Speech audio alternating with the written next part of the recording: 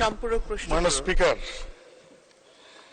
মাননীয় প্রধানমন্ত্রী, ধন্যবাদ জানাই যে হ্যাঁ আপনাদের অনেক পদক্ষেপের ফলে এবার ঈদে কোনো অসহনীয় যানজট হয় নাই।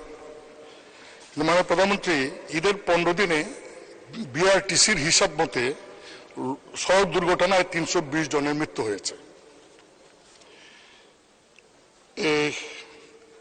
16 এপ্রিল ফরিদপুরে বাস দুর্ঘটনায় 15 জন মারা যায়।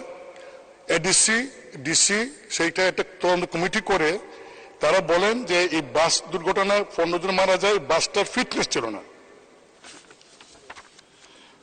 চট্টগ্রামের রাঙ্গুনিয়ায় 12 এপ্রিলে যে বাসের ধাক্কায় প্রকৌশল বিশ্ববিদ্যালয়ের 2 জন ছাত্র মারা যায়, দেখা গেল ওই বাসটার ফিটনেস ছিল না এবং বাসটার বয়স ছিল 43 বছর। 17 এপ্রিল ঝালকাঠিতে সিমেন্টবাহী ট্রাকের চাপায় 14 জন মারা যায়। সেই ট্রাকটার ড্রাইভারের হেভি যানবাহন চালানোর কোনো লাইসেন্স ছিল না।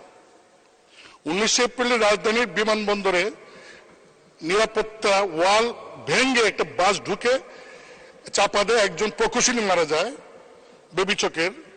সেই বাসটারও ড্রাইভারের কোনো ভারী যানবাহনের বাস চালানোর কোনো ড্রাইভিং লাইসেন্স ছিল না।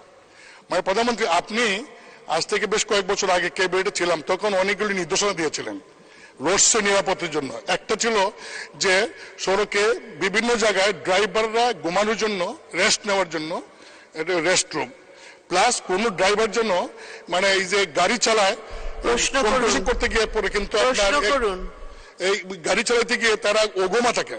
আমার প্রশ্ন হলো যে মানে প্রধানমন্ত্রী, এর সড়ক মন্ত্রী আছেন, এই যে অ্যাক্সিডেন্টটা যেটা বেশিরভাগই হচ্ছে কিন্তু ড্রাইভিং লাইসেন্স নাই এবং ফিটনেস নাই, এই দুইটাই মেইন কারণ। এইটার যদি বন্ধ করা যায় তাহলে যেভাবে ঈদে যাত্রা সহজ হয়েছে তাহলে অ্যাক্সিডেন্টে মারাটাও কম যাবে। এই বিষয়ে আপনার নির্দেশনা চাই। ধন্যবাদ।